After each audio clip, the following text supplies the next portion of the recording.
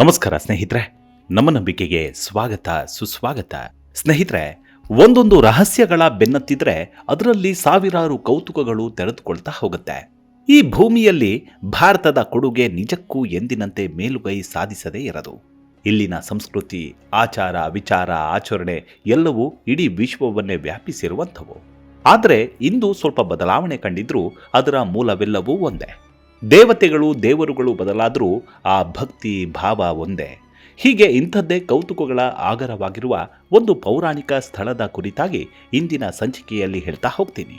ಈ ಸ್ಥಳದಲ್ಲಿ ಸುಮಾರು 1000 ವರ್ಷಗಳಿಗೂ ಪುರಾತನವಾದ ದೇವಾಲಯವೊಂದು ಪತ್ತೆಯಾಗಿದ್ದು ಸ್ಥಳೀಯವಾಗಿ ವ್ಯಾಪಕ ಚರ್ಚೆಗೆ ಗ್ರಾಸವಾಗಿದೆ.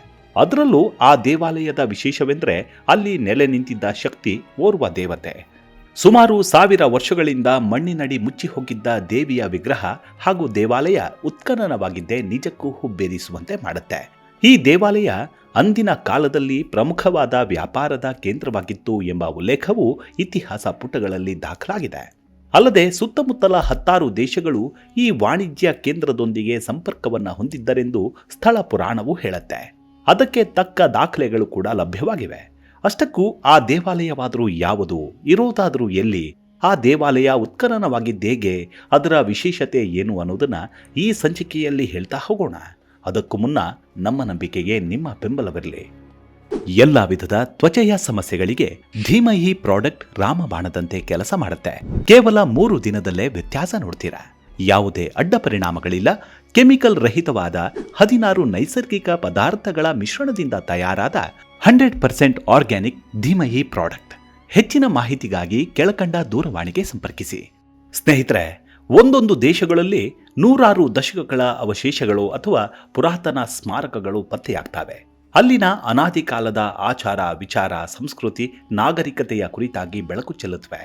ಅಲ್ಲದೆ ಪೂರ್ವಿಕರ ಕುರಿತಾದ ರಹಸ್ಯಗಳನ್ನು ತೆರೆದಿಡ್ತಾವೆ. ಅಂಥದ್ದೇ ಒಂದು ಪುರಾತನ ದೇವಾಲಯ ಇದೀಗ ಭಾರತದ ನೆರೆಯ ದೇಶವಾದ ಬೊಲಿವಿಯಾದಲ್ಲಿ ಪತ್ತೆಯಾಗಿದ್ದು ವಿಜ್ಞಾನಿಗಳಿಗೆ ಸದ್ಯದ ಕುತೂಹಲವೆಂದರೆ ಈ ದೇವಾಲಯದ ಮೂಲ ನಿರ್ಮಾತೃಗಳು ಯಾರು ಅನ್ನೋದನ್ನು ಪತ್ತೆ ಹಚ್ಚೋದು. ಅಲ್ಲದೆ ಮೇಲ್ನೋಟಕ್ಕೆ ಈ ದೇವಾಲಯವೊಂದು ಭಾರತದ ಭವ್ಯ ಪರಂಪರೆಗೆ ಸಾಕ್ಷಿಯಾಗಿ ನಿಂತಿದೆ ಎಂದು ಕೆಲವು ಸಂಶೋಧಕರು ಅಭಿಪ್ರಾಯವನ್ನು ಪಡ್ತಿದ್ದಾರೆ. ಇದರ ಸುತ್ತ ನಾನಾ ಕುಹಕಗಳಂತೂ ಹರಿದಾಡ್ತಲೇ ಇದೆ. ಮೊದಲಿಗೆ ಈ ದೇವಾಲಯ ಪತ್ತೆಯಾಗಿದ್ದು ಎಲ್ಲಿ ಅನ್ನೋದನ್ನು ನೋಡಿದರೆ ಬೊಲಿವಿಯಾದಲ್ಲಿ. ಬೊಲಿವಿಯಾ ದಕ್ಷಿಣ ಅಮೆರಿಕಾದ ಭೂ ಆವೃತ ಪ್ರದೇಶವಾಗಿದ್ದು ಇದನ್ನ ಪ್ಲಿನೇಷನಲ್ ಸ್ಟೇಟ್ ಆಫ್ ಬೊಲಿವಿಯಾ ಅಥವಾ ಸಿಮೋನ್ ಬೊಲಿವಾರ್ ಎಂಬ ಹೆಸರಿನಿಂದ ಕರೆಯಲಾಗುತ್ತೆ. ಈ ಪ್ರದೇಶ ಆಂಡೀಸ್ ಪರ್ವತ ಶ್ರೇಣಿ ಹಾಗೂ ಅಮೆಜಾನ್ ಜಲಾನಯನ ಪ್ರದೇಶದ ವಿಭಿನ್ನ ಭೂ ಪ್ರದೇಶಗಳನ್ನು ಹೊಂದಿದ್ದು ಶ್ರೀಮಂತ ಸಾಂಸ್ಕೃತಿಕ ಪರಂಪರೆ, ಯಥೇಚ್ಛವಾದ ನೈಸರ್ಗಿಕ ಸಂಪನ್ಮೂಲಗಳನ್ನು ಒಳಗೊಂಡಿದೆ. ಬೊಲಿವಿಯಾದ ಮಣ್ಣಿನಲ್ಲಿ ದೂರದ ಎತ್ತರದ ಪ್ರದೇಶಗಳಲ್ಲಿ ಪುರಾತತ್ವಜ್ಞರು ಸುಮಾರು 1000 ವರ್ಷಗಳಿಗೂ ಹಿಂದಿನ ಹಳೆಯದಾದ ದೇವಾಲಯ ಸಂಕೀರ್ಣವನ್ನು ಪತ್ತೆ ಹಚ್ಚಿದ್ದಾರೆ. ಬೃಹತ್ ಕಲ್ಲುಗಳಿಂದ ನಿರ್ಮಾಣವಾಗಿರುವ ಭವ್ಯವಾದ ರಚನೆಯನ್ನು ಹೊಂದಿರುವ ಈ ದೇವಾಲಯವನ್ನು ನೋಡಿದ ತಜ್ಞರು ನಿಜಕ್ಕೂ ಬೆರಗಾಗಿದ್ದಾರೆ. ಅಲ್ಲದೆ ಈ ದೇವಾಲಯವನ್ನು ದಕ್ಷಿಣ ಅಮೆರಿಕಾದ ಅತಿ ಪ್ರಾಚೀನ ಹಾಗೂ ಬಲಿಷ್ಠ ಸಮುದಾಯವಾಗಿದ್ದ ತಿವಾನಾಕು ನಾಗರಿಕತೆಯ ಕಾಲದಲ್ಲಿ ಈ ದೇವಾಲಯ ನಿರ್ಮಾಣ ಆಗಿದೆ ಎಂದು ಇತಿಹಾಸಕಾರರು ಅಭಿಪ್ರಾಯ ಪಡ್ತಾರೆ. ಹೀಗಾಗಿ ಈ ಒಂದು ಉತ್ಖನನ ಮುಂದಿನ ಸಂಶೋಧನೆ ಮೇಲೆ ಹೊಸ ಬೆಳಕನ್ನು ಚೆಲ್ಲಿದೆ. ಫಲಸ್ಪಾಟ ಎಂದು ಕರೆಯಲ್ಪಡುವ ಈ ಸ್ಥಳವು ಬೃಹತ್ ಕಲ್ಲಿನ ರಚನೆಗಳು, ಆಯತಾಕಾರದ ಆವರಣಗಳು ಮತ್ತು ಸೋಲಾರ್ ಎಕ್ಯುನಾಕ್ಸ್ ಅಂದರೆ ಸೌರ ಸಂಕ್ರಾಂತಿ ಕೇಂದ್ರ ಪ್ರಾಂಗಣವನ್ನು ಹೊಂದಿದೆ. ಸರಿಸುಮಾರು ವಾಣಿಜ್ಯ ನಗರದ ನಿರ್ಮಾಣವಾಗಿದ್ದ ಕುರುಹುಗಳು ಅಲ್ಲಿ ದೊರೆತ ಬೃಹತ್ ಕಲ್ಲಿನ ಬ್ಲಾಕ್ಗಳ ಮೇಲೆ ಮತ್ತಷ್ಟು ಕುತೂಹಲವನ್ನು ಬಿಚ್ಚಿಡ್ತಾವೆ. ಈ ದೇವಾಲಯ ಸಂಕೀರ್ಣದಲ್ಲಿನ ಪುರಾತನ ವ್ಯವಸ್ಥೆಯನ್ನು ಗಮನಿಸಿದರೆ ಅಂದಿನ ಕಾಲದಲ್ಲಿ ಈ ಸ್ಥಳದಲ್ಲಿ ಹೆಚ್ಚು ಸಂಘಟಿತ ಕಾರ್ಮಿಕ ಮತ್ತು ಯೋಜನೆಗಳನ್ನು ರೂಪಿಸಲಾಗಿತ್ತು ಎಂಬುದು ಸ್ಪಷ್ಟವಾಗುತ್ತೆ. ಅಲ್ಲದೆ ಇದು ಕೇವಲ ವಿದ್ಯುಕ್ತ ತಾಣವಾಗಿದ್ದು ಮಾತ್ರವಲ್ಲದೆ ಗುಡ್ಡಗಾಡು ಪ್ರದೇಶಗಳಲ್ಲಿ ವಾಸವಿದ್ದ ಸಮುದಾಯಗಳನ್ನು ತಗ್ಗು ಕಣಿವೆಗಳೊಂದಿಗೆ ಸಂಪರ್ಕಿಸುವ ಕಾರ್ಯತಂತ್ರದ ವ್ಯಾಪಾರ ಕೇಂದ್ರವಾಗಿಯೂ ಈ ದೇವಾಲಯ ಕಾರ್ಯನಿರ್ವಹಿಸಿದೆ ಎಂದು ತಜ್ಞರು ಅಭಿಪ್ರಾಯ ಪಡ್ತಾರೆ. ಅಲ್ಲದೆ ಈ ಸ್ಥಳದಲ್ಲಿ ಉತ್ಖನನವಾದ ವಸ್ತುಗಳನ್ನು ಕಾರ್ಬನ್ ಡೇಟಿಂಗ್ ಮಾಡಲಾಗಿ ಈ ದೇವಾಲಯವು ಸುಮಾರು ಕ್ರಿಸ್ತಶಕ 630ರಿಂದ 930 ನಡುವೆ ನಿರ್ಮಾಣವಾಗಿದ್ದಿರಬಹುದೆಂದು ಪುರಾತತ್ವಜ್ಞರು ಅಭಿಪ್ರಾಯ ಪಡ್ತಾರೆ. ಇದು ತಿವನಾಕು ನಾಗರಿಕತೆಯ ಅವಧಿಯಲ್ಲಿ ನಿರ್ಮಿಸಲ್ಪಟ್ಟಿದ್ದು ಎಂಬುದು ತಜ್ಞರ ಅಭಿಪ್ರಾಯ. ಫಲಾಸ್ಪಾಟ ಎಂದು ಕರೆಯಲ್ಪಡುವ ಈ ಸ್ಥಳವು ಬೊಲಿವಿಯಾದ ಟಿಟಿಕಾಕಾ ಸರೋವರದ ಮೇಲಿದೆ. ಇದೀಗ ತಜ್ಞರು ಈ ಆವಿಷ್ಕಾರವನ್ನ ಅತಿ ಮಹತ್ವದೆಂದು ಪರಿಗಣಿಸಿದ್ದು ಮಾತ್ರವಲ್ಲದೆ ಇದರ ಸುತ್ತಮುತ್ತ ಮತ್ತಷ್ಟು ಪುರಾವೆಗಳು, ದಾಖಲೆಗಳು ಪತ್ತೆಯಾಗುವ ನಿರೀಕ್ಷೆ ಇದೆ. ಈ ದೇವಾಲಯದ ವಾಸ್ತುಶೈಲಿ ಹಾಗೂ ಇಲ್ಲಿನ ವ್ಯಾಪಾರ ಕೇಂದ್ರಗಳ ನಿರ್ಮಾಣವನ್ನು ಗಮನಿಸಿದರೆ ಇದು ಏಷ್ಯಾ ಖಂಡದ ನಾಗರಿಕತೆಯಿಂದ ನಿರ್ಮಾಣವಾಗಿದ್ದಿರಬಹುದೆಂದು ತಜ್ಞರು ಅಭಿಪ್ರಾಯಪಡ್ತಾರೆ. ಈ ಬೆಟ್ಟದಲ್ಲಿ ದೇವಾಲಯ ಪತ್ತೆಯಾಗಿದ್ದಾದರೂ ಹೇಗೆ ಅನ್ನೋದೇ ನಿಜಕ್ಕೂ ಕುತೂಹಲ. ಅದೇನೆಂದರೆ, ವರದಿಗಳ ಪ್ರಕಾರ ಸ್ಯಾಟಲೈಟ್ ಸೆರೆ ಹಿಡಿದ ಚಿತ್ರಗಳಲ್ಲಿ ಬೆಟ್ಟದ ಮೇಲೆ ಅಸಾಮಾನ್ಯ ಆಕಾರಗಳನ್ನು ಗಮನಿಸಿ ಇದು ಮಾನವ ನಿರ್ಮಿತವೇ ಅನ್ನೋ ತೀರ್ಮಾನಕ್ಕೆ ಬಂದಿದ್ರು ಸಂಶೋಧಕರು. ಹಾಗಾಗಿ ಈ ಸ್ಥಳಕ್ಕೆ ತೆರಳಿದ ಪುರಾತತ್ವಜ್ಞರು ಈ ಸ್ಥಳಕ್ಕೆ ಬಂದಿಳಿದಿದ್ದೇ ಇದೊಂದು ವ್ಯವಸ್ಥಿತವಾದ ಪಟ್ಟಣವೆಂಬುದು ನೋಡುತ್ತಲೇ ಖಾತ್ರಿಯಾಗಿತ್ತು. ಅದಕ್ಕೂ ಮೊದಲು ಡ್ರೋನ್ಗಳನ್ನು ಬಳಸಿ ಸುತ್ತಮುತ್ತಲ ದುರ್ಗಮ ಪ್ರದೇಶಗಳ ಮೇಲೆ ಹಾರಿಸಿ ನಿಖರವಾದ ಸ್ಕೆಚ್ ಸಿದ್ಧಪಡಿಸಿಕೊಂಡಿದ್ರು. ಆ ನಕ್ಷೆಯ 3D ಚಿತ್ರಣದಲ್ಲಿ ಅದೊಂದು ದೇವಾಲಯವಿದ್ದಂತೆ ಕಂಡುಬಂದಿತ್ತು. ಕೂಡಲೇ ಕಾರ್ಯಪ್ರವೃತ್ತರಾದ ತಜ್ಞರು ಆ ಸ್ಥಳದಲ್ಲಿ ದೇವಾಲಯದ ಅಸ್ತಿತ್ವವಿದೆ ಅನ್ನೋದನ್ನು ದೃಢಪಡಿಸಿಕೊಂಡ್ರು.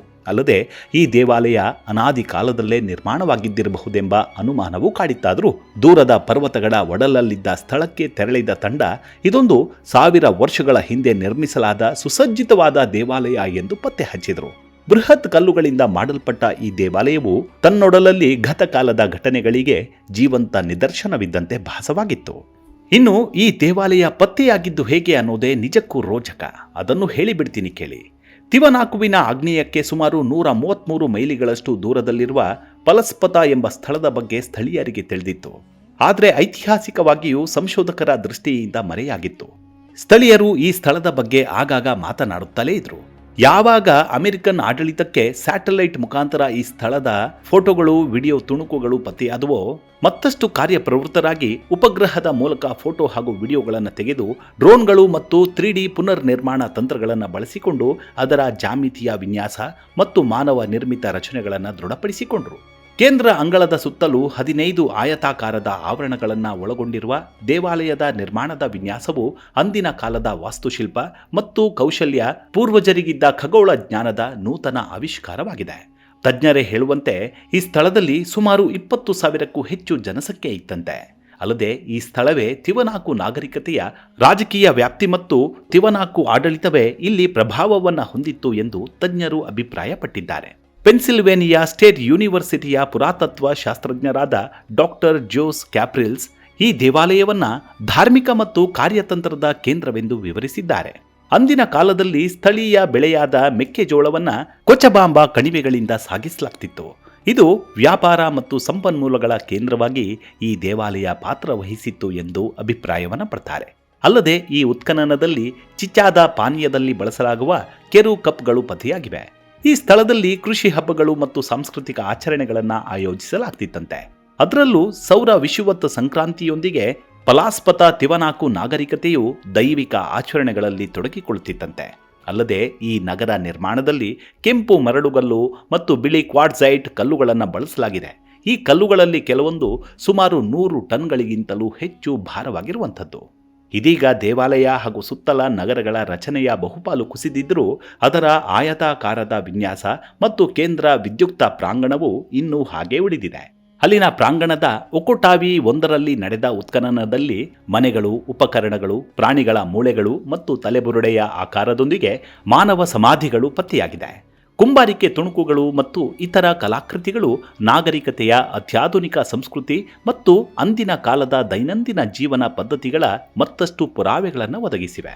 ತಿವನಾಕು ಜನರು ಸಂಘಟಿತವಾಗಿ ವಾಸಿಸುತ್ತಿದ್ದರು. ಅವರು ಹಲವಾರು ಪಿರಮಿಡ್ಗಳು, ದೇವಾಲಯಗಳು ಮತ್ತು ಏಕಶಿಲೆಯ ಸ್ಮಾರಕಗಳನ್ನು ನಿರ್ಮಿಸಿದರು. ಅವುಗಳಲ್ಲಿ ಹೆಚ್ಚಿನವು ಟಿಟಿಕಾಕಾ ಸರೋವರದ ಸುತ್ತಲೂ ಕಾಣಸಿಗುತ್ತೆ ಎಂದು ಇತಿಹಾಸಕಾರರು ಅಭಿಪ್ರಾಯಪಡ್ತಾರೆ.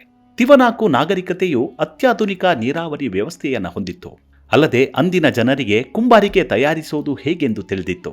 ಆದರೆ ಯುದ್ಧ ನೀತಿಗಳು ಹಾಗೂ ಆಕ್ರಮಣಗಳಿಂದಾಗಿ ತಿವನಾಕು ನಾಗರಿಕತೆಯು ಕ್ರಿಸ್ತಶಕ 10ನೇ ಶತಮಾನದ ಸುಮಾರಿಗೆ ಕಣ್ಮರೆಯಾಯಿತು ಎಂದು ಅಭಿಪ್ರಾಯಪಡ್ತಾರೆ. ಎಲ್ಲ ವಿಧದ ತ್ವಚೆಯ ಸಮಸ್ಯೆಗಳಿಗೆ ಧೀಮಹಿ ಪ್ರಾಡಕ್ಟ್ ರಾಮಬಾಣದಂತೆ ಕೆಲಸ ಮಾಡುತ್ತೆ. ಕೇವಲ 3 ದಿನದಲ್ಲೇ ವ್ಯತ್ಯಾಸ ನೋಡ್ತೀರಾ. ಯಾವುದೇ ಅಡ್ಡ ಪರಿಣಾಮಗಳಿಲ್ಲ. ಕೆಮಿಕಲ್ ರಹಿತವಾದ 16 ನೈಸರ್ಗಿಕ ಪದಾರ್ಥಗಳ ಮಿಶ್ರಣದಿಂದ ತಯಾರಾದ 100% ಆರ್ಗ್ಯಾನಿಕ್ ಧೀಮಹಿ ಪ್ರಾಡಕ್ಟ್. ಹೆಚ್ಚಿನ ಮಾಹಿತಿಗಾಗಿ ಕೆಳಕಂಡ ದೂರವಾಣಿಗೆ ಸಂಪರ್ಕಿಸಿ. ಬೊಲಿವಿಯಾ ಬಳಿಯ ಈ ತಿವನಾಕು ದೇವಾಲಯದ ಆವಿಷ್ಕಾರಕ್ಕೆ ಕೆಲವೇ ವಾರಗಳ ಮೊದಲು ಪುರಾತತ್ವಜ್ಞರು ಉತ್ತರ ಗ್ವಾಟೆಮಾಲಾದಲ್ಲಿ ಪ್ರಾಚೀನ ಮಾಯನ್ ನಗರವನ್ನು ಕಂಡುಹಿಡಿದಿದ್ದರು. ಸುಮಾರು 3000 ವರ್ಷಗಳಷ್ಟು ಹಳೆಯದಾದ ಈ ನಗರವು ಪಿರಮಿಡ್ಗಳು ಮತ್ತು ಸ್ಮಾರಕಗಳನ್ನು ಒಳಗೊಂಡಿತ್ತು. ಪಿರಮಿಡ್ಗಳು ಮತ್ತು ಸ್ಮಾರಕಗಳನ್ನು ಒಳಗೊಂಡಿದೆ. ಸುಮಾರು 6 ಚದರ ಮೈಲಿಗಳಷ್ಟು ವಿಸ್ತೀರ್ಣವನ್ನು ಹೊಂದಿದ್ದು ಗ್ವಾಟೆಮಾಲಾದ ಉತ್ತರ ಪೆಟೆನ್ ವಿಭಾಗದಲ್ಲಿದೆ. 108 ಅಡಿ ಎತ್ತರದ ಪಿರಮಿಡ್ ಅನ್ನು ಕೂಡ ಸಂಶೋಧಕರು ಕಂಡುಹಿಡಿದಿದ್ದಾರೆ. ತಜ್ಞರ ಅಭಿಪ್ರಾಯದಂತೆ ಇಲ್ಲಿ ಸಿಕ್ಕಂತಹ ಮೂರ್ತಿಗಳು ಹಾಗೂ ಆಕೃತಿಗಳು ಭಾರತದ ಮೂಲದ ಸಂಸ್ಕೃತಿಯ ಮೇಲೆ ಬೆಳಕು ಚೆಲ್ಲುವಂತಿದೆ. ಬಹುಶಃ ತಿವನಾಕು ನಾಗರಿಕತೆ ಭಾರತದಿಂದ ಅಥವಾ ಏಷ್ಯಾ ಮೂಲದಿಂದ ಬಂದಿರಬಹುದಾದ ನಾಗರಿಕತೆಯಾಗಿದ್ದಿರಬಹುದು ಎಂದು ತಜ್ಞರು ಅಭಿಪ್ರಾಯ ಪಡ್ತಾರೆ. ಅದರ ಜೊತೆಗೆ ಭಾರತದ ಸಂಸ್ಕೃತಿಯೊಂದಿಗೆ ನಿಕಟ ಸಂಪರ್ಕ ಹೊಂದಿದ್ದಂತಹ ನಾಗರಿಕತೆಯೊಂದು ಅಮೆರಿಕ ಸಂಸ್ಕೃತಿಗೂ ನಾಂದಿ ಹಾಡಿದ್ದಿರಬಹುದೆಂದು ಅನುಮಾನ ವ್ಯಕ್ತಪಡಿಸುತ್ತಾರೆ. ಇಲ್ಲಿ ಸಿಕ್ಕಂತಹ ಸ್ತ್ರೀ ವಿಗ್ರಹವನ್ನೇ ಇಲ್ಲಿನ ನಾಗರಿಕತೆ ಆರಾಧಿಸುತ್ತಿತ್ತು ಎಂದು ಅಭಿಪ್ರಾಯಪಟ್ಟಿದ್ದಾರೆ. ಯಾಕಂದರೆ ಸ್ತ್ರೀ ದೇವತೆಗಳ ಆರಾಧನೆ ಏಷ್ಯಾ ಖಂಡದಲ್ಲಿ ಬಹುತೇಕವಾಗಿ ನೆಲೆ ಕಂಡಿದ್ದ ಸಂಸ್ಕೃತಿಯಾಗಿತ್ತು.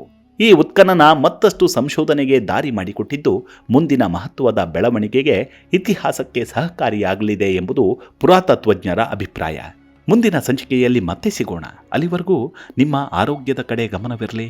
Take care. ನಮಸ್ಕಾರ.